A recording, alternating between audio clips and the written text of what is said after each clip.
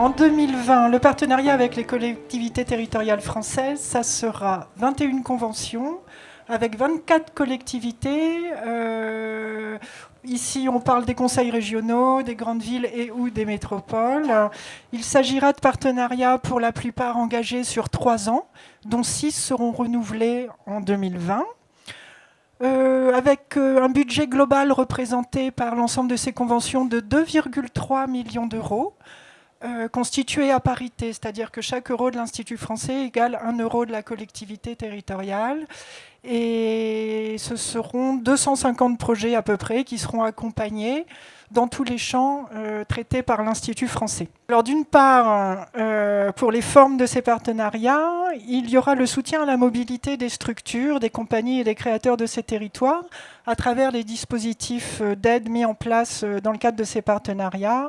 Donc à titre d'exemple, par exemple, en 2020, on peut citer et qui reprend un peu ce que disait Eric tout à l'heure sur les enjeux de nouer des partenariats pérennes dans un contexte de Brexit. Donc la tournée de l'Orchestre national de Lille au Royaume-Uni.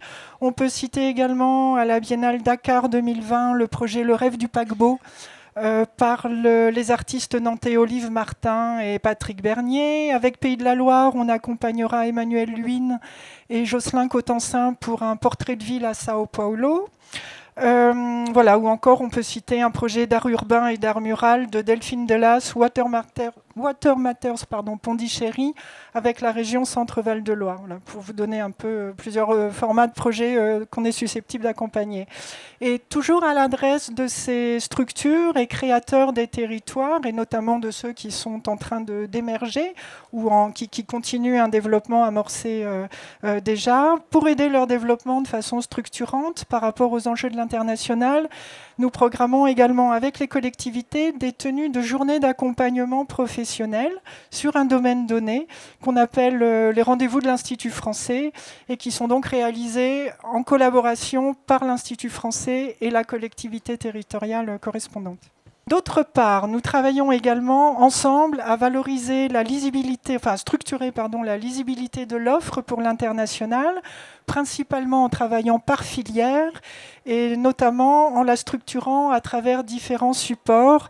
Par exemple, avec la région Hauts-de-France, nous travaillons à la mise en ligne d'un guide co-réalisé avec la région et notre département du développement et des coopérations artistiques sur le spectacle vivant et qui présente donc à destination des postes avant tout et de leurs partenaires locaux, une sélection de compagnies, de structures du spectacle vivant pour l'international.